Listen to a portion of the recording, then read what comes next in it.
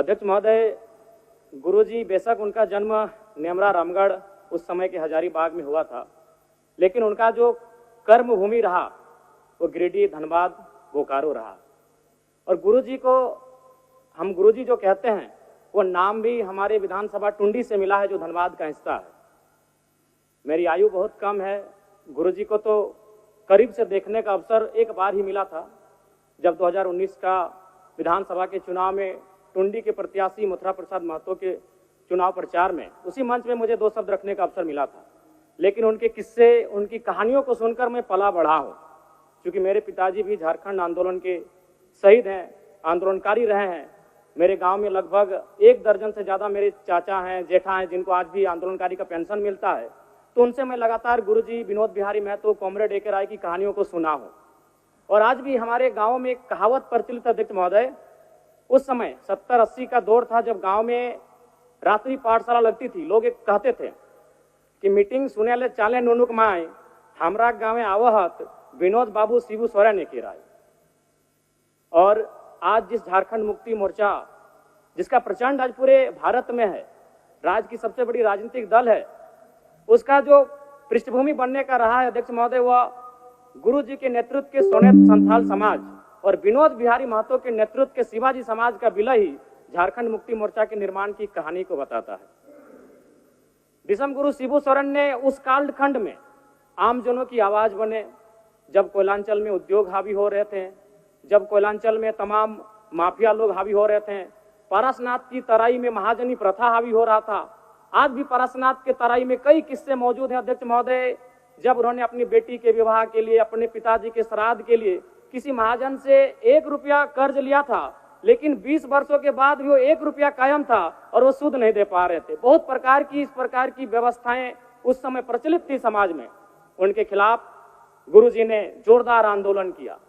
आज गुरुजी, उनके संघर्ष के साथियों का परिणाम है कि नया झारखंड, एक अलग झारखंड राज्य हम सब देख रहे हैं अध्यक्ष महोदय। और वास्तव में गुरुजी का हाड़ मांस का शरीर हमारे बीच से चला गया है, जो विधि का विधान है, प्रकृति का शाश्वत नियम है। लेकिन मेरा मानना है उनके विचार अटल हैं, अजय हैं, अमर हैं। और आज आवश्यकता है उनके विचारों को प्रचार करने की, आज आवश्यकता है उनके विचारों का जो सपना था उसे साकार करने की। और मैं कहूंगा अध्यक्ष महोदय, जो जिसका उदय होता है उसका अंत होता है, जो आते हैं वो जाते हैं, ये विधि का विधान है। लेकिन गुरुजी का जाना भी एक शुभ समय है। आज नहीं तो कल गुरुजी जाते ही संसार को अलविदा कह के, हम भी एक दिन इस संसार को अलविदा कह के जाएंगे। लेकिन गुरुजी एक शुभ समय में अलविदा कह के गए हैं, क्योंकि उनकी पार्टी की सरकार है और उनके पुत्र इस राज्य के सबसे सशक्त नेता माननीय मुख्यमंत्री के तौर पर विराजमान है। तो इससे बड़ा अवसर हमें शायद नहीं मिलेगा गुरुजी के सपनों को साकार करने का।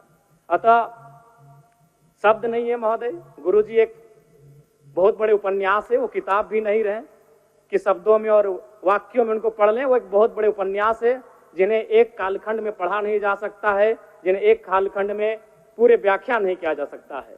गुरुजी को श्रद्धांजलि के साथ साथ मैं ये मांग करता हूं, क्योंकि मैं जिस क्षेत्र से आता हूं, गुरुजी का जो आंदोलन का केंद्र था वो पारसनाथ का इलाका था। पीरटांड़ प्रखंड, तोपचांची प्रखंड, डुमरी प्रखंड, टुंडी प्रखंड, आज भी उनके कई साथी हैं। हमारे डुमरी में तो अखिल चंद्र महतो, उन्होंने आजीवन गुरुजी के वेशभूषा में रहे, वही दाढ़ी, वही चाल चलन, वही खलता पजामा। तो मन एक उनका जो प्रेम था वो अद्भुत है। अतः मैं सरकार से ये कहूंगा, पारसनाथ में तो कई भवन निर्माण हो गए धार्मिक परियोजन के नाम पे। मैं चाहता हूं पारसनाथ की सबसे ऊंची चोटी पर एक स्टेच्यू ऑफ रिवॉल्यूशन बनाई जाए, जिसमें गुरुजी, विनोद बिहारी महतो, कॉमरेड ए.के. राय, शिवा महतो, निर्मल महतो जैसे वीरों की मूर्ति पारसनाथ की सबसे ऊंची चोटी पर हो, क्योंकि वहां तो बहुत सारे भवन निर्माण हो ही गए हैं। तो गुरुजी को अगर सम्मान देना है तो झारखंड की सबसे ऊंची चोटी पारसनाथ की ऊंचाई पर दिया जाए। मैं सरकार से ये मांग करता हूं। और पुनः विगत पिछले कई दिनों में जिन महानुभूतियों को हमने खोया है, उन सभी के प्रति मैं सच्ची श्रद्धांजलि अर्पित करता हूं। उनके परिवार को इस शोक को सहने की असीम शक्ति मिले, मैं ये प्रार्थना करता हूं। बहुत बहुत धन्यवाद माननीय अध्यक्ष महोदय।